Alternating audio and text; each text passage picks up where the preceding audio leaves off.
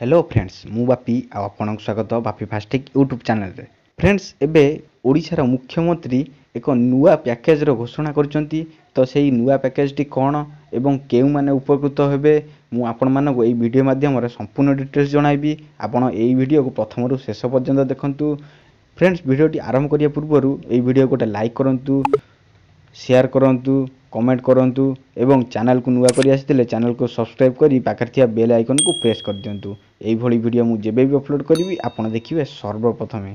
Friends आर्थिक तथा सामाजिक दृष्टि दुर्बल लोक मानक पई कोविड सहायता भाव में मुख्यमंत्री नवीन पट्टनायक 1690 कोटी टंकार एक स्वतंत्र क्षतिपूरण पैकेज घोषणा करिसंती। यह भूमिहीन कृषक, निर्माण श्रमिक, शहरी गरीब, विशेष भाव में दुर्बल आदिवासी गोष्ठी, खाद्य सुरक्षा अधिकारी, एनआरईजीएस कर्मचारी एवं एससी एवं एसटी छात्र छात्री माने एथिरे उपकृत होई परिबे। फ्रेंड्स एई नुआ पैकेज अधीन रे 17,83,000 भूमिहीन चाष परिवार कालिया हिताधिकारी को प्रत्येक को 1000 टंका सहायता प्रदान करा जिवो।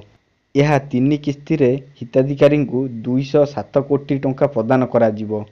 यह व्यतीत गरीब लोकों को रोजगार जोगाइबा लक्ष्य रे थिबा MUKTA योजना अधीन रे डिसेंबर 2021 सुधा समस्त 114 म्युनिसिपालिटी रे चाकरी सृष्टि पाई 260 कोटी टंका खर्च हेबो।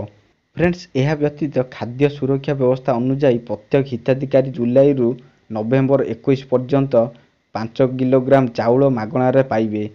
एथिपाई सरकार 92 कोटी टंका खर्च करिवे। फ्रेंड्स आदिवासी लोकों को जीविका सहायता भाव में परिवार प्रति 5000 टंका प्रदान करने को राज्य सरकार निष्पत्ति नहीं। एथिपाई 33 कोटी टंका खर्च हेबो। एई टंका सीधा सड़क सेमानक बैंक अकाउंट को जमा हेबो। फ्रेंड्स यह व्यतीत एससी एवं एसटी छात्र माने सेमानकर प्री मैट्रिक छात्रवृत्ति एप्रिल 21 रु सेप्टेम्बर 21 पर्यंत सीधा सड़क 2टी पर्याय रे सेमानक पितामाता बैंक अकाउंट रे क्रेडिट पाइबे। फ्रेंड्स देखिले यह थिला सरकार कर नुआ पैकेज रो तालिका। फ्रेंड्स एई वीडियो टी आपण मानक किपरि लागिला कमेंट रे निहाती जणैबे एवं एई वीडियो गोटे लाइक करंतु, शेयर करंतु, कमेंट करंतु एवं चैनल को नुआ करी आसिले चैनल को सब्सक्राइब करी पाखर थिया बेल आइकन को प्रेस कर दियंतु। एई भली वीडियो मु जेबे भी अपलोड करिवि आपण देखिबे सर्वप्रथमे।